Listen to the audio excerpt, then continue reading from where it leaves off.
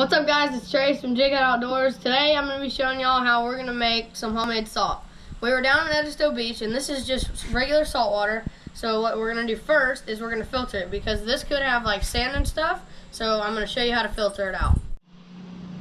So the first thing we're going to do to make it homemade salt is we're going to take our gallon of water, we're going to lay the paper towel over the top of it, and then we're going to pour it into here. I'm just going to do it like this. And we'll do this until all of the water is filtered.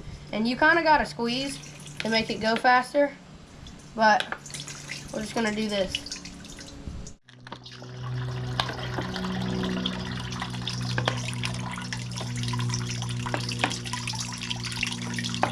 After we're finished pouring all this, we're going to let it sit, and then we're going to take the water inside, we're going to boil it, and all the water will evaporate, and it'll leave just salt.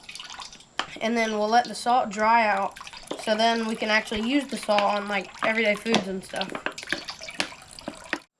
This is all the sediment and stuff that the paper towel actually filtered out of the salt water.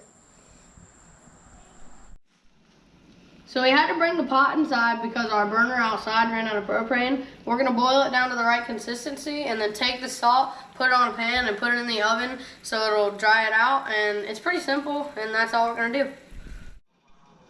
Alright, so it's been boiling for a pretty long time now. We've been doing it real slow, and now you can actually start to see some of the salt sitting out on the bottom. We're not going to be able to put the camera over because it's going to fog up the lens right here, but it'll be done pretty soon.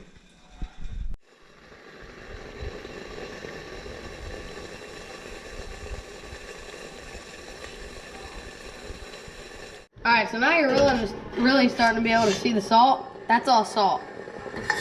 It's starting to fill at the bottom, and I think it's almost time to put it in the oven.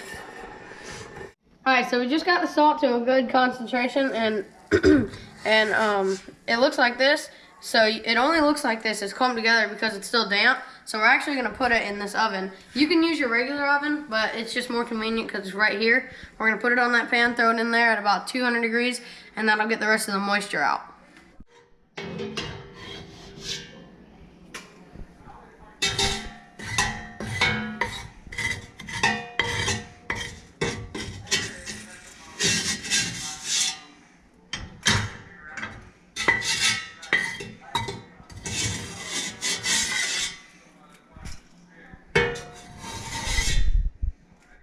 Now I'm going to take my spoon, I'm going to chop up all these clumps, spread it out so where it's even across the bottom of the pan.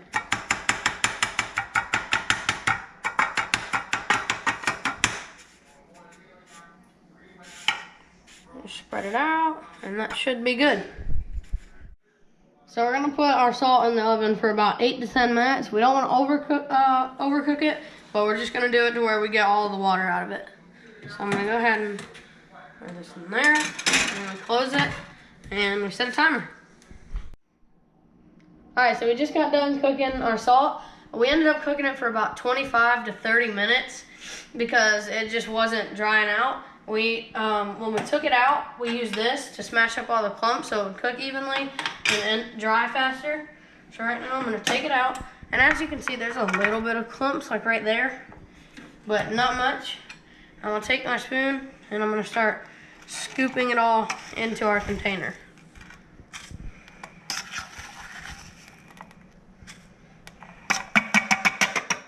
And I'm just going to scoop it. This actually was only like 3/4 of a gallon, and it gave us a lot of salt.